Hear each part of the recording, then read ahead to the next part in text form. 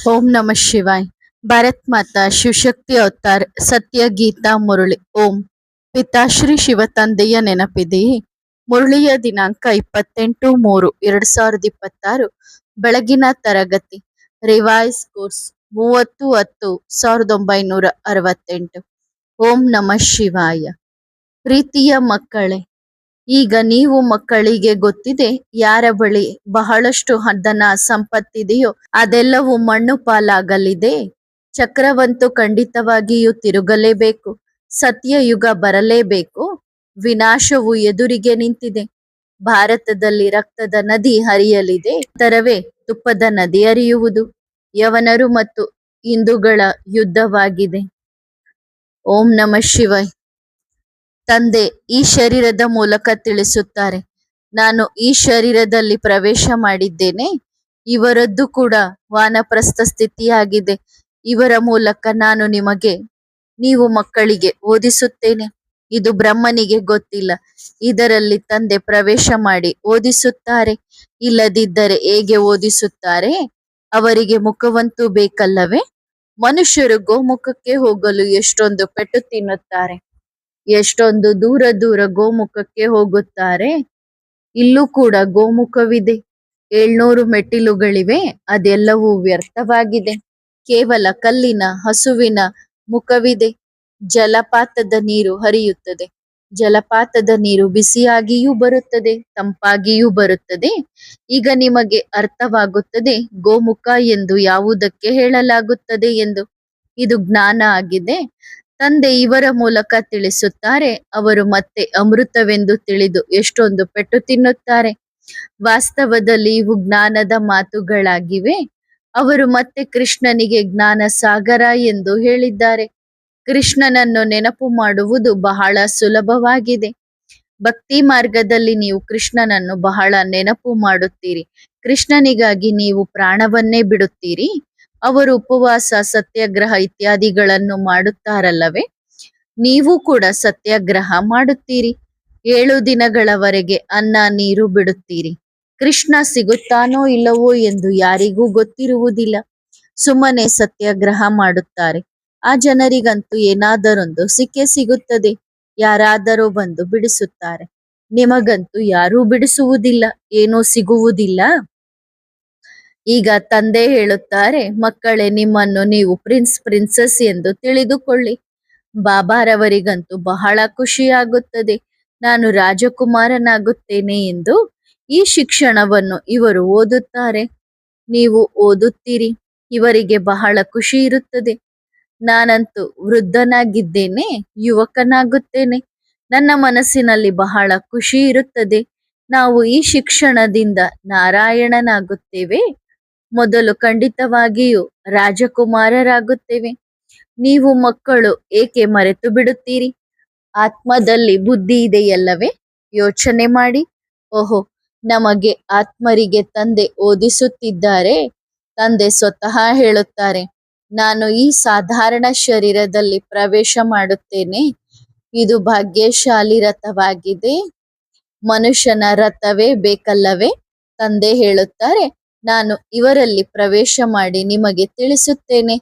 ಇವರು ಕೂಡ ಕೇಳುತ್ತಾ ಹೋಗುತ್ತಾರೆ. ನರನಿಂದ ನಾರಾಯಣನಾಗುವ ಜ್ಞಾನವನ್ನು ಕೇಳುತ್ತಿದ್ದಾರೆ. ಎಲ್ಲರಿಗಿಂತ ನಂಬರ್ 1 ಪತಿತ ಮತ್ತು ವಾನಪ್ರಸ್ಥ ಸ್ಥಿತಿಯಲ್ಲಿ ಪ್ರವೇಶ ಮಾಡುತ್ತೇನೆ. ಈ ವೃದ್ಧರೂ ಸಹ ಓದುತ್ತಾರೆ. ಮನಸ್ಸಿನಲ್ಲಿದೆ, ನಾನು ಕೂಡ ನರನಿಂದ ನಾರಾಯಣನಾಗುತ್ತೇನೆ ಎಂದು. ಸತ್ಯಯುಗದಲ್ಲಿ ನಾವು ಅರಮನೆಗಳಿಗೆ ಹೋಗುತ್ತೇವೆ. ಭಗವಂತ ಓದಿಸುತ್ತಾರೆ. ಅದರಲ್ಲಿ ಗೊಂದಲವಾಗಲು ಸಾಧ್ಯವೇ ಇಲ್ಲ. ನಾವೆಲ್ಲರೂ ವಿದ್ಯಾರ್ಥಿಗಳಾಗಿದ್ದೇವಲ್ಲವೇ? ನಾವೆಲ್ಲರೂ ಪರಸ್ಪರ ಸಹೋದರರಾಗಿದ್ದೇವೆ. ವಿಶ್ವದ ಮಾಲೀಕರಾಗಲು ಒಬ್ಬ ತಂದೆಯಿಂದ ಓದುತ್ತಿದ್ದೇವೆ. ಹಾಗಾದರೆ ಅಷ್ಟೊಂದು ಖುಷಿ ಇದೆಯೇ? ಕೆಲವರು ಹೇಳುತ್ತಾರೆ, ನಾವು ಬಂಧನದಲ್ಲಿದ್ದೇವೆ. ಮಕ್ಕಳ ಪತಿಯ ಬಂಧನವಿದೆ. ತಂದೆ ಹೇಳುತ್ತಾರೆ, ಓದಲೇಬೇಕಲ್ಲವೇ? ತಂದೆ ಕೇವಲ ಹೇಳುತ್ತಾರೆ, ನನ್ನನ್ನು ನೆನಪು ಮಾಡಿರಿ ಮತ್ತು 84 ಜನ್ಮಗಳ ಚಕ್ರವನ್ನು ಅರ್ಥ ಮಾಡಿಕೊಳ್ಳುವುದು ಸುಲಭವಾಗಿದೆ. ವಿಕಾರಿಯಾಗಬಾರದು, ಆದರೆ ಅಸಹಾಯಕತೆಗೆ ಸಿಲುಕಿಕೊಳ್ಳುತ್ತೀರಿ. ಆಗ ತಂದೆ ಹೇಳುತ್ತಾರೆ, ನಿಮ್ಮ ದೋಷವಿಲ್ಲ, ಏಕೆಂದರೆ ನೀವು ಪರವಶರಾಗಿದ್ದೀರಿ. ಈ ಜನ್ಮವನ್ನು ಬಿಡಿ, ಅನೇಕ ಜನ್ಮಗಳ ಪಾಪಗಳು ತಲೆಯ ಮೇಲಿವೆ, ಅವುಗಳನ್ನು ನೆನಪಿನ ಯಾತ್ರೆಯಿಂದ ಕತ್ತರಿಸಿಕೊಳ್ಳಿ. ನೀವು ತಂದೆಯ ನೆನಪಿನಲ್ಲಿ ತೊಡಗಿರಿ. ಅವರೆಲ್ಲರೂ ಕೀಟಗಳಾಗಿದ್ದಾರೆ, ನೀವು ಬ್ರಾಹ್ಮಣರಾಗಿದ್ದೀರಿ. ನೀವು ಬೂಬು ಮಾಡಿ ನಿಮ್ಮ ಸಮಾನ ಮಾಡಿಕೊಳ್ಳಬೇಕು. ಬಾಬಾ ಇಂತಹ ಬ್ರಾಹ್ಮಣಿ ನಮಗೆ ಬೂಬು ಮಾಡಿ ತಮ್ಮ ಸಮಾನ ಮಾಡಿಕೊಂಡರು ಎಂದು ಹೇಳುತ್ತಾರೆ. ಸದ್ಗುರು ಸಿಗುವುದೇ ಸಂಗಮ ಯುಗದಲ್ಲಿ ಎಂದು ನೀವು ಮಕ್ಕಳಿಗೆ ಗೊತ್ತಿದೆ. ಉಳಿದಂತೆ ದ್ವಾಪರ ಕಲಿಯುಗದಲ್ಲಿ ಅನೇಕ ಗುರುಗಳಿದ್ದಾರೆ, ಏನೇನೋ ಮಾಡುತ್ತಿರುತ್ತಾರೆ, ಎಷ್ಟೊಂದು ದೊಡ್ಡ ದೊಡ್ಡ ಟೈಟಲ್ ಕೊಡುತ್ತಾರೆ. ಶ್ರೀ ಶ್ರೀ 108 ಜಗದ್ಗುರು. ವಾಸ್ತವದಲ್ಲಿ ಜಗದ್ಗುರುವಂತೂ ಒಬ್ಬರನ್ನು ಬಿಟ್ಟು ಬೇರೆ ಯಾವ ಮನುಷ್ಯನೂ ಆಗಲು ಸಾಧ್ಯವಿಲ್ಲ. ಆದರೆ ಇದು ಯಾರ ಬುದ್ಧಿಗೂ ಬರುವುದಿಲ್ಲ. ಜಗದ್ಗುರು ಅಂದರೆ ಇಡೀ ಸೃಷ್ಟಿಯ ಗುರು. ಅವರು ಒಬ್ಬರೇ ಆಗಿದ್ದಾರಲ್ಲವೇ? ಯಾರು ಎಲ್ಲರಿಗೂ ಸದ್ಗತಿ ನೀಡುತ್ತಾರೋ ಹಾಗಾದರೆ ಈ ಟೈಟಲ್ ಅನ್ನು ಅವರು ಏಕೆ ಇಟ್ಟುಕೊಂಡಿದ್ದಾರೆ? ಆದರೆ ಎಲ್ಲಾ ಮನುಷ್ಯರು ಕತ್ತೆ ಬುದ್ಧಿಯಂತವರಾಗಿದ್ದಾರೆ ಎಂದು ಉದಾಹರಣೆ ಕೊಡುತ್ತಾರಲ್ಲವೇ? ಕತ್ತೆಗೆ ಎಷ್ಟೇ ಶೃಂಗಾರ ಮಾಡಿದರೂ ಅದು ಮತ್ತೆ ಮಣ್ಣಿನಲ್ಲಿ ಹೊಲಸಾಗುತ್ತದೆ. ತಂದೆಯೂ ಕೂಡ ಅಷ್ಟೊಂದು ಶೃಂಗಾರ ಮಾಡುತ್ತಾರೆ, ಈ ರೀತಿ ಆಗಲು ಯೋಗ್ಯರನ್ನಾಗಿ ಮಾಡುತ್ತಾರೆ. ಆದರೂ ಎಲ್ಲಾ ಶೃಂಗಾರವನ್ನು ಕಳೆದುಕೊಳ್ಳುತ್ತಾರೆ. ಮಾಯೆ ಒಂದೇ ಏಟಿಗೆ ಎಲ್ಲಾ ಶೃಂಗಾರವನ್ನು ಆರಿಸಿಬಿಡುತ್ತದೆ. ಆದ್ದರಿಂದ ರಾವಣನ ತಲೆಯ ಮೇಲೆ ಕತ್ತೆಯನ್ನು ತೋರಿಸುತ್ತಾರೆ. ಈಗ ತಂದೆ ಹೇಳುತ್ತಾರೆ, ಭಕ್ತಿಯ ಮಾತುಗಳನ್ನೆಲ್ಲ ಮರೆತು ಬಿಡಿ. ಒಬ್ಬ ತಂದೆಯನ್ನೇ ಬಹಳ ಪ್ರೀತಿಯಿಂದ ನೆನಪು ಮಾಡಬೇಕು. ಉಳಿದಂತೆ ಇವೆಲ್ಲವೂ ಮುಕ್ತಾಯವಾಗಲಿದೆ, ಎಲ್ಲವೂ ಮಣ್ಣು ಪಾಲಾಗಲಿದೆ. ಯಾರ ಕೈಗೂ ಏನೂ ಬರುವುದಿಲ್ಲ. ಗಾಯನವೂ ಇದೆ, ಸತ್ತಾಗ ಎಲ್ಲವೂ ಮಣ್ಣು ಪಾಲಾಗುತ್ತದೆ. ಮನಸ್ಸಿನಲ್ಲಿ ಬಹಳ ಖುಷಿಯಾಗುತ್ತದೆ. ಯಾವಾಗ ವಿನಾಶವಾಗುತ್ತದೆಯೋ ಆಗ ನಾವು ಸ್ವರ್ಗಕ್ಕೆ ಹೋಗುತ್ತೇವೆ. ತಂದೆ ಹೇಳುತ್ತಾರೆ, ಈಗ ನೀವು ಈಶ್ವರೀಯ ಸಂಪ್ರದಾಯದವರಾಗಿದ್ದೀರಿ. ಅನಂತರ ಡಿಗ್ರಿ ಕಡಿಮೆಯಾಗುತ್ತದೆ. ಈಗ ಭಗವಂತ ಬಂದು ಓದಿಸುತ್ತಾರೆ. ಎಷ್ಟೊಂದು ಭಾಗ್ಯಶಾಲಿಗಳಾಗಿದ್ದೀರಿ. ಭಗವಾನುವಾಚವಿದೆ, ನಾನು ನಿಮ್ಮನ್ನು ರಾಜರಿಗೂ ರಾಜರನ್ನಾಗಿ ಮಾಡುತ್ತೇನೆ. ಆ ಗೀತೆ ಹೇಳಿಸುವವರು ಗಿಳಿಯಂತೆ ಕೇವಲ ಹೇಳುತ್ತಿರುತ್ತಾರೆ, ಏನು ಅರ್ಥ ಮಾಡಿಕೊಳ್ಳುವುದಿಲ್ಲ. ಜ್ಞಾನ, ಭಕ್ತಿ, ವೈರಾಗ್ಯದ ರಹಸ್ಯವನ್ನು ತಂದೆ ನಾವು ಮಕ್ಕಳಿಗೆ ತಿಳಿಸಿದ್ದಾರೆ. ಜ್ಞಾನವು ಹಗಲು, ಭಕ್ತಿಯು ರಾತ್ರಿ. ಇವುಗಳ ನಂತರ ಮತ್ತೆ ವೈರಾಗ್ಯವಿದೆ. ಯಾವುದರ ವೈರಾಗ್ಯ ಅವರಿಗೆ ಗೊತ್ತೇ ಇಲ್ಲ. ಕೇವಲ ಹಾಗೆಯೇ ಪದಗಳನ್ನು ಹೇಳುತ್ತಾರೆ. ಜ್ಞಾನ, ಭಕ್ತಿ, ವೈರಾಗ್ಯ ಪದಗಳು ಅಕ್ಯುರೇಟ್ ಆಗಿವೆ, ಆದರೆ ಅರ್ಥ ಗೊತ್ತಿಲ್ಲ. ಈಗ ನೀವು ಮಕ್ಕಳು ಅರ್ಥ ಮಾಡಿಕೊಂಡಿದ್ದೀರಿ. ಜ್ಞಾನವನ್ನು ತಂದೆ ಕೊಡುತ್ತಾರೆ, ಅದರಿಂದ ಹಗಲಾಗುತ್ತದೆ. ನಂತರ ಭಕ್ತಿ ಶುರುವಾಗುತ್ತದೆ, ಆಗ ರಾತ್ರಿ ಎಂದು ಹೇಳಲಾಗುತ್ತದೆ. ಏಕೆಂದರೆ ಪೆಟ್ಟು ತಿನ್ನಬೇಕಾಗುತ್ತದೆ. ಅರ್ಧ ಕಲ್ಪ ಹಗಲು, ಅರ್ಧ ಕಲ್ಪ ರಾತ್ರಿ. ಭಕ್ತಿ ಮಾರ್ಗದಲ್ಲಿ ರಾತ್ರಿ ಇತ್ತು. ನಿಮಗೆ ಬ್ರಾಹ್ಮಣರಿಗೆ ಬ್ರಹ್ಮನ ರಾತ್ರಿ ಎಂದರೆ ಬ್ರಾಹ್ಮಣರ ರಾತ್ರಿ. ನಂತರ ಹಗಲಾಗುತ್ತದೆ. ಜ್ಞಾನದಿಂದ ಹಗಲಾಗುತ್ತದೆ. ನಂತರ ಭಕ್ತಿಯಿಂದ ರಾತ್ರಿಯಾಗುತ್ತದೆ. ರಾತ್ರಿಯಲ್ಲಿ ನೀವು ವನವಾಸದಲ್ಲಿ ಕುಳಿತಿದ್ದೀರಿ. ನಂತರ ಹಗಲಿನಲ್ಲಿ ಎಷ್ಟೊಂದು ಧನವಂತರಾಗುತ್ತೀರಿ, ಅಂದರೆ ಶ್ರೀಮಂತರಾಗುತ್ತೀರಿ. ನಿಮಗೆ ಗೊತ್ತಿದೆ, ಇಲ್ಲಿ ನೀವು ವನವಾಸದಲ್ಲಿ ಕುಳಿತಿದ್ದೀವಿ. ಇಲ್ಲಿ ಏನು ಸುಖ ಪಡೆಯುವುದಿದೆ? ಇದಂತೂ ಅಲ್ಪಕಾಲದ ಸುಖವಾಗಿದೆ. ಈಗ ನೋಡಿ, ಸುಖ ಮತ್ತೆ ಈಗಲೇ ದುಃಖ, ಜಗಳವೇ ಜಗಳ ನಡೆಯುತ್ತಿದೆ. ಇದನ್ನು ಅನಾಥರ ಪ್ರಪಂಚ ಎಂದು ಹೇಳಲಾಗುತ್ತದೆ. ಒಬ್ಬ ಮನುಷ್ಯನು ತಂದೆಯ ಬಗ್ಗೆ ತಿಳಿದುಕೊಂಡಿಲ್ಲ. ಕಲ್ಲು ಮಣ್ಣುಗಳಲ್ಲಿಯೂ ಇದ್ದಾರೆಂದು ಹೇಳುತ್ತಾರೆ. ಆದ್ದರಿಂದ ತಂದೆಯೇ ಕುಳಿತು ಏನು ತಿಳಿಸುತ್ತಾರೋ ಅದನ್ನು ಚೆನ್ನಾಗಿ ಧಾರಣೆ ಮಾಡಿಕೊಳ್ಳಬೇಕು. ಬಾಬಾ ಪದೇ ಪದೇ ತಿಳಿಸುತ್ತಾರೆ, ಇಲ್ಲಿ ನೀವು ಮಕ್ಕಳು ಕುಳಿತಿದ್ದೀರಿ, ತಮ್ಮನ್ನು ಆತ್ಮ ಎಂದು ತಿಳಿದು ಕುಳಿತುಕೊಳ್ಳಿ. ನಮಗೆ ಆತ್ಮರಿಗೆ ಭಗವಂತ ಓದಿಸುತ್ತಿದ್ದಾರೆ. ಇದು ಅವಶ್ಯವಾಗಿ ಭಗವಾನುವಾಚ ಆಗಿದೆ. ಈಗ ಭಗವಂತ ಎಂದು ಯಾರಿಗೆ ಹೇಳಲಾಗುತ್ತದೆ? ಅಷ್ಟೊಂದು ದೊಡ್ಡ ದೊಡ್ಡ ಸನ್ಯಾಸಿಗಳು, ವಿದ್ವಾಂಸರು ಇತ್ಯಾದಿಗಳಿಗೂ ಗೊತ್ತಿಲ್ಲ. ಭಗವಂತನು ಪುನರ್ಜನ್ಮದಲ್ಲಿ ಬರುವುದೇ ಇಲ್ಲ. ಅವರು ತಂದೆಯಾಗಿದ್ದಾರೆ. ತಂದೆಯ ಬದಲಾಗಿ ಯಾವ ಮಗು 84 ಜನ್ಮಗಳನ್ನು ತೆಗೆದುಕೊಳ್ಳುತ್ತಾರೋ ಅವರಿಗೆ ಭಗವಂತ ಎಂದು ಹೇಳುತ್ತಾರೆ. ಅವರಿಗೆ ಹಳ್ಳಿಯ ಹುಡುಗ ಎಂದೇ ಹೇಳಲಾಗುತ್ತದೆ. ಅವರ ಹೆಸರು ಮತ್ತೆ ಕೃಷ್ಣ ಎಂದೇ ಇರುವುದಿಲ್ಲ ಅಲ್ಲವೇ? ಹೆಸರು ಪ್ರತಿ ಜನ್ಮದಲ್ಲಿ ಬದಲಾಗುತ್ತಲೇ ಇರುತ್ತದೆ. ಹೆಸರು, ರೂಪ, ದೇಶ, ಕಾಲ, ಪಿಕ್ಚರ್ಸ್ ಎಲ್ಲವೂ ಬದಲಾಗುತ್ತವೆ. ಕೃಷ್ಣನಿಗೆ ಹಳ್ಳಿಯ ಹುಡುಗ ಎಂದು ಹೇಗೆ ಹೇಳುತ್ತಾರೆ? ಅಷ್ಟು ಕೂಡ ಯಾರ ಬುದ್ಧಿಗೂ ಬರುವುದಿಲ್ಲ. ಮಾತಂತೂ ಅವಶ್ಯವಾಗಿ ಸರಿಯಾಗಿದೆ. ಭಿನ್ನ ಭಿನ್ನ ಹೆಸರು ರೂಪಗಳನ್ನು ತೆಗೆದುಕೊಳ್ಳುತ್ತಾ ಹಳ್ಳಿಯ ಹುಡುಗನಾಗಿ ಬರುತ್ತಾರೆ. ನಂತರ ತಂದೆ ತಾಯಿ ಹೇಳುತ್ತಾರೆ, ಯಾರಿಗೆ ನೀವು ಹುಡುಗ ಎಂದು ಹೇಳುತ್ತೀರೋ ಅನೇಕ ಜನ್ಮಗಳ ಅಂತ್ಯದಲ್ಲಿ ಅದರಲ್ಲಿಯೇ ನಾನು ಬಂದು ಪ್ರವೇಶ ಮಾಡುತ್ತೇನೆ. ಯಾವಾಗ ಇವರ ವಾನಪ್ರಸ್ಥ ಸ್ಥಿತಿಯಲ್ಲಿರುತ್ತದೆಯೋ ಆಗ ನಾನು ಇವರಲ್ಲಿ ಪ್ರವೇಶ ಮಾಡುತ್ತೇನೆ. 84 ಜನ್ಮಗಳ ನಂತರ ಬಂದು ಹುಡುಗನಾಗುತ್ತಾರೆ. ಸ್ವತಃ ತಿಳಿಸುತ್ತಾರೆ, ಚಿಕ್ಕ ವಯಸ್ಸಿನಲ್ಲಿ ನಾವು ಸಂಪೂರ್ಣ ಹುಡುಗನಾಗಿದ್ದೆವು, ಅಂದರೆ ನಿರ್ಧನಿಕ, ಸಂಪೂರ್ಣ ಬಡವ. ಆದ್ದರಿಂದ ಇದನ್ನು ತಿಳಿಸಬೇಕು. ಇದು ಅನಾದಿಯಾಗಿ ಮಾಡಲ್ಪಟ್ಟ ನಾಟಕವಾಗಿದೆ. ಇದರಲ್ಲಿ ಎಲ್ಲರೂ ಪಾತ್ರಧಾರಿಯಾಗಿದ್ದಾರೆ. ವೃಕ್ಷದ ಬಗ್ಗೆ ನೀವೀಗ ತಿಳಿದುಕೊಂಡಿದ್ದೀರಿ. ಯಾರೆಲ್ಲ ಪುನರ್ಜನ್ಮ ತೆಗೆದುಕೊಳ್ಳುತ್ತಿರುತ್ತಾರೋ ಡ್ರಾಮಾದ ಅನುಸಾರ ಮತ್ತೆ ಅದನ್ನೇ ರಿಪೀಟ್ ಮಾಡುತ್ತಾರೆ. ಇದು ಮಾಡಲ್ಪಟ್ಟ ಡ್ರಾಮಾವಾಗಿದೆ. ಎಲ್ಲರಿಗೂ ಪಾತ್ರ ಸಿಕ್ಕಿದೆ.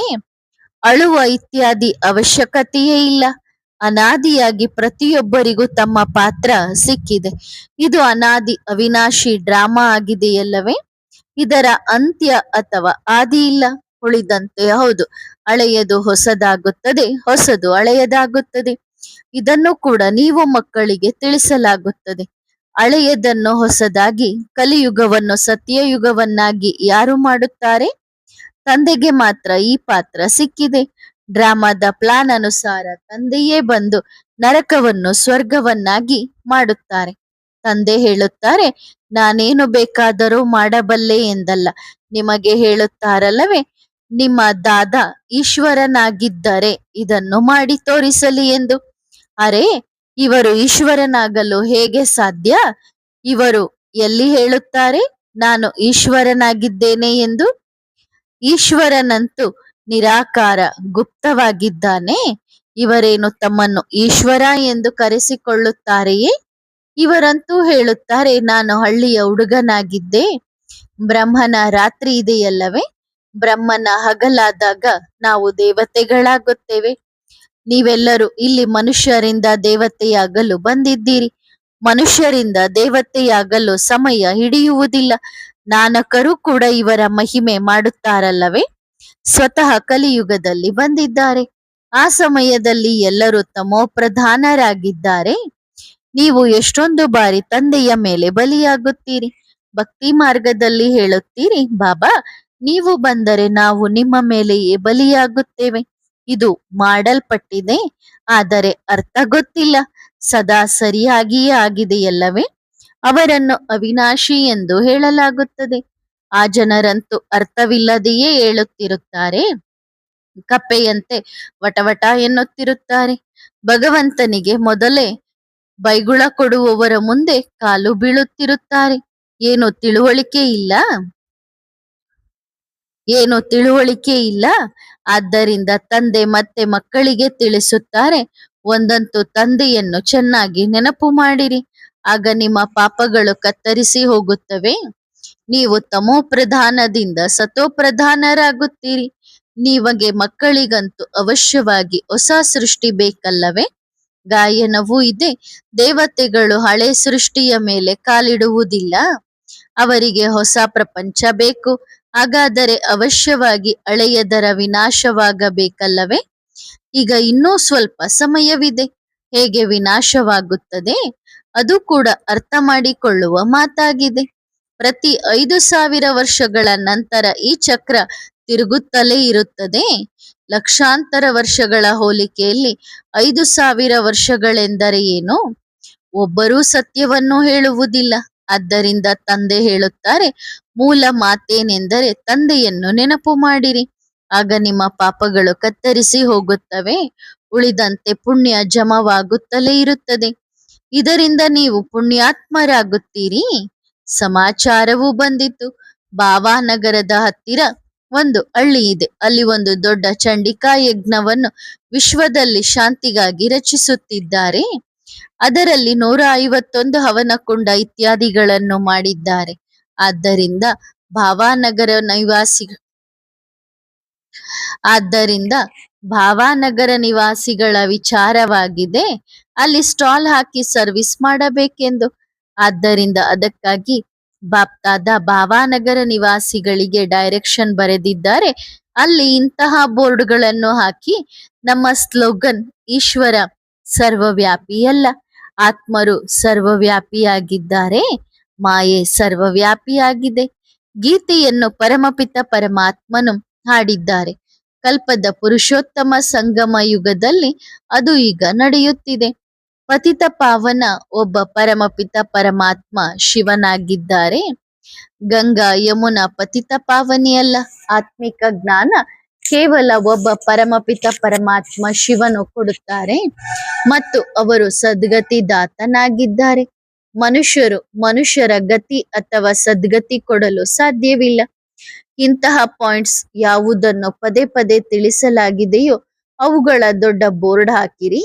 ಇದು ಯಾರ ನಿಂದನೆಯೂ ಅಲ್ಲ. ಕಲ್ಪ 5,000 ವರ್ಷಗಳದ್ದಾಗಿದೆ. ಪ್ರತಿಯೊಂದು ಯುಗ 1250 ವರ್ಷಗಳದ್ದಾಗಿದೆ. ಹೀಗೆ ದೊಡ್ಡ ದೊಡ್ಡ ಬೋರ್ಡ್ಗಳ ಮೇಲೆ ಬರೆದು ಪಬ್ಲಿಕ್ ಸಾಕ್ಷಾತ್ಕಾರ ಮಾಡಿಸಬೇಕು. ಸಾಮಾನ್ಯವಾಗಿ ಮಕ್ಕಳು ಮರೆತು ಬಿಡುತ್ತಾರೆ ಅಥವಾ ಎದರುತ್ತಿರುತ್ತಾರೆ. ಮಕ್ಕಳಲ್ಲಿ ಶಕ್ತಿ ಕಡಿಮೆ ಇದೆ ದೇಹಾಭಿಮಾನದ ಕಾರಣದಿಂದ. ಆದ್ದರಿಂದ ಬಾಪ್ತಾದ ಸ್ವತಃ ಹೇಳುತ್ತಾರೆ, ಸಮಯ ಬೇಕು. ಯಾವಾಗ ಯೋಗ ಬಲದ ಹರಿತವು ಜ್ಞಾನದ ಕತ್ತಿಯಲ್ಲಿ ಇರುತ್ತದೆಯೋ ಆಗ ಆಗುತ್ತದೆ. ದೇಹಾಭಿಮಾನವಂತೂ ಮಕ್ಕಳಲ್ಲಿ ಅಪಾರವಾಗಿದೆ. ತಮ್ಮನ್ನು ತಾವು ತಿಳಿದುಕೊಳ್ಳುವುದು ಕಡಿಮೆಯಾಗಿದೆ. ಆದ್ದರಿಂದ ಮೂಲ ಮಾತನ್ನು ಮನಸ್ಸಿನಲ್ಲಿಟ್ಟುಕೊಳ್ಳಿ. ನಿಮ್ಮ ವಿಜಯ ಯಾವುದರಲ್ಲಿ ಆಗುತ್ತದೆ, ಹೇಗೆ ಆಗುತ್ತದೆ? ಯಾವಾಗ ಗುರುಗಳಿಗೆ ಮಹಾಮಂಡಲೇಶ್ವರರಿಗೆ ತಿಳಿಸುತ್ತೀರೋ ಅವರ ಮೇಲೆ ವಿಜಯ ಪಡೆಯಿರಿ. ಅವರಿದ್ದಾಗ ರಾಜ್ಯಭಾರವಿದೆ. ಲಕ್ಷಾಂತರ ಕೋಟಿಗಟ್ಟಲೆ ಅನುಯಾಯಿಗಳು ಇದ್ದಾರೆ. ರಾಜರಂತೂ ನ್ಯಾಚುರಲ್ ಸಾಹುಕಾರರಾಗಿರುತ್ತಾರೆ. ಇದಂತೂ ಮತ್ತೆ ಅವರಿಗೆ ಸಿಗುತ್ತದೆ. ಆದ್ದರಿಂದ ಮಕ್ಕಳು ಈ ವಿಚಾರ ಮಾಡಬೇಕು. ಕಾನ್ಫರೆನ್ಸ್ ಬೇಗ ಬೇಗ ನಡೆಯುತ್ತದೆ. ಅಲ್ಲಿಗೆ ಹೋಗಿ ಈ ಮಾತನ್ನು ಎತ್ತಬೇಕು. ಯಾರಾದರೂ ಮಾತೆಯರು ನಿಂತರೆ ಒಳ್ಳೆಯದು. ಆದರೆ ಅಂತಹ ಧೈರ್ಯ ಯಾರಲ್ಲೂ ಕಾಣಿಸುತ್ತಿಲ್ಲ. ಅಷ್ಟು ಬೇಗ ಅವರ ಸೋಲೊಪ್ಪಿಕೊಂಡರೆ ಶಾಸ್ತ್ರಾಸ್ತ್ರ ಇತ್ಯಾದಿಗಳನ್ನೆಲ್ಲ ಬಿಟ್ಟು ಬಿಡುತ್ತಾರೆ. ಒಬ್ಬ ರಾಜನನ್ನು ಸೋಲಿಸಿದರೆ ಉಳಿದ ಪ್ರಜೆಗಳು ಎಲ್ಲಿಗೆ ಹೋಗುತ್ತಾರೆ? ಕ್ರಾಂತಿ ಆಗುತ್ತದೆ, ತಲ್ಲಣ ಉಂಟಾಗುತ್ತದೆ, ಶಿವ ಬಾಬಾರಿಗೆ ಬೈಗುಳ ಸಿಗುತ್ತದೆ. ನಂತರ ಹೇಳುತ್ತಾರೆ, ಅರೆ ಇವರೇ ಭಗವಂತ, ನಾವು ಸುಮ್ಮನೆ ಬೈಯುತ್ತಿದ್ದೆವು. ಇದೆಲ್ಲವೂ ಆಗುವುದಿದೆ. ನೀವೀಗ ದೇಹಿ ಅಭಿಮಾನಿಗಳಾಗಿರಿ. ಅರ್ಜುನನಂತೂ ಈಗ ತಂದೆಯನ್ನೇ ನೆನಪು ಮಾಡಲು ಸಾಧ್ಯವಾಗುತ್ತಿಲ್ಲ. ಇದರಿಂದ ವಿಕರ್ಮ ವಿನಾಶವಾಗಲಿ. ಯೋಗದ ಕುರಿತು ಬಹಳ ಚೆನ್ನಾಗಿರಬೇಕು. ಕತ್ತಿಯಲ್ಲಿ ಹರಿತವಿರುತ್ತದೆಯಲ್ಲವೇ? ಆ ಕತ್ತಿಗಳು ಬಹಳ ಹರಿತವಾಗಿರುತ್ತವೆ. ಅದೇ ಕತ್ತಿ 10 ರೂಪಾಯಿಯದ್ದು. ಅದೇ ಕತ್ತಿಯನ್ನು 1000 ರೂಪಾಯಿಗೂ ಕೊಡುತ್ತಿದ್ದರು. ಅಮೆರಿಕನ್ ಜನರು ಹಳೆಯ ವಸ್ತುಗಳನ್ನು ಬಹಳ ಖರೀದಿಸುತ್ತಾರೆ. 300ರ ವಸ್ತುವನ್ನು 1500ಕ್ಕೆ ಮಾರುತ್ತಿದ್ದರು. ಈಗ ನೀವು ಮಕ್ಕಳಿಗೆ ಗೊತ್ತಿದೆ, ಯಾರ ಬಳಿ ಬಹಳಷ್ಟು ಧನ ಸಂಪತ್ತಿದೆಯೋ ಅದೆಲ್ಲವೂ ಮಣ್ಣು ಪಾಲಾಗಲಿದೆ. ತಂದೆಯಂತೂ ಜ್ಞಾನ ಸಾಗರ ಆಗಿದ್ದಾರೆ. ಅವರ ಹೆಸರನ್ನೇ ಹಾಳು ಮಾಡಿದ್ದಾರೆ. ನಿಮ್ಮ ವಿಜಯ ಇದರಲ್ಲಿಯೇ ಆಗುವುದಿದೆ. ಕಲ್ಪಕಲ್ಪವೂ ನೀವು ವಿಜಯ ಪಡೆಯುತ್ತೀರಿ. ಚಕ್ರವಂತೂ ಖಂಡಿತವಾಗಿಯೂ ತಿರುಗಲೇಬೇಕು. ಸತ್ಯಯುಗ ಬರಲೇಬೇಕು. ವಿನಾಶವು ಎದುರಿಗೆ ನಿಂತಿದೆ. ಇದನ್ನು ಕೂಡ ನೀವು ಮಕ್ಕಳೇ ತಿಳಿದುಕೊಂಡಿದ್ದೀರಿ. ಭಾರತದಲ್ಲಿ ರಕ್ತದ ನದಿ ಹರಿಯಲಿದೆ. ಆ ನಂತರವೇ ತುಪ್ಪದ ನದಿ ಹರಿಯುವುದು. ಯವನರು ಮತ್ತು ಹಿಂದೂಗಳ ಯುದ್ಧವಿದೆ. ನೀವು ಮಕ್ಕಳು ನೋಡಿದ್ದೀರಲ್ಲವೇ? ಎಷ್ಟೊಂದು ಅವಮಾನದಿಂದ ಹೊಡೆಯುತ್ತಾರೆ. ನೀವು ಮಕ್ಕಳಿಗಂತೂ ಬಹಳ ನಶೆ ಇರಬೇಕು. ನಿಮ್ಮ ಮುಂದೆಯೇ ಅವರೆಲ್ಲರೂ ತಲೆಬಾಗುತ್ತಾರೆ. ಉಳಿದಂತೆ ನೀವೇನು ಬಾಣ ಬಿಟ್ಟಿರಿ ಮತ್ತು ಅವರು ಸತ್ತರು ಎಂದಲ್ಲ, ಅವೆಲ್ಲವೂ ಕಟ್ಟುಕತೆಗಳಾಗಿವೆ. ಆದ್ದರಿಂದ ಇವೆಲ್ಲವೂ ಅರ್ಥ ಮಾಡಿಕೊಳ್ಳುವ ಮಾತುಗಳಾಗಿವೆ. ಡ್ರಾಮಾದ ಅನುಸಾರ ನೀವು ನಡೆಯುತ್ತಿದ್ದೀರಿ. ಶಿವಬಾಬರಿಗೆ ಯಾವುದೇ ಚಿಂತೆ ಇಲ್ಲ, ಜೊತೆಯಲ್ಲಿರುವ ದಾದಾರಿಗೂ ಯಾವುದೇ ಚಿಂತೆ ಇಲ್ಲ. ಬಾಪ್ತಾದ ಇಬ್ಬರು ಪುರುಷಾರ್ಥ ಮಾಡಿಸುತ್ತಿರುತ್ತಾರೆ. ಯೋಚನೆ ಮಾಡಿ, ಇಂತಹದ್ದೇನು ಮಾಡೋಣ, ಹೇಗೆ ತಿಳಿಸೋಣ, ಇವರು ಸಂಪೂರ್ಣವಾಗಿ ಹಸಿ ಸುಳ್ಳು ಹೇಳುತ್ತಿದ್ದಾರೆ ಎಂದು. ಭಗವಂತನನ್ನು ನೀವು ಕಲ್ಲು ಮಣ್ಣುಗಳಲ್ಲಿ ಇದ್ದಾರೆ ಎಂದು ಹೇಳಿದ್ದೀರಿ. ಒಬ್ಬ ಭಗವಂತನಿಗೆ ಎಷ್ಟೊಂದು ಅವಮಾನ ಮಾಡಿದ್ದೀರಿ. ಆಗ ತಂದೆ ಹೇಳುತ್ತಾರೆ, ಯದಾ ಯದಾ ಹಿ ಧರ್ಮಸ್ಯ, ತಂದೆಯಂತೂ ಸ್ಪಷ್ಟವಾಗಿ ತಿಳಿಸುತ್ತಾರೆ, ನೀವು ತಂದೆಯಾದ ನನಗೆ ಎಷ್ಟೊಂದು ಬೈಯುತ್ತೀರಿ, ನನ್ನ ಎಷ್ಟೊಂದು ನಿಂದನೆ ಮಾಡಿದ್ದೀರಿ.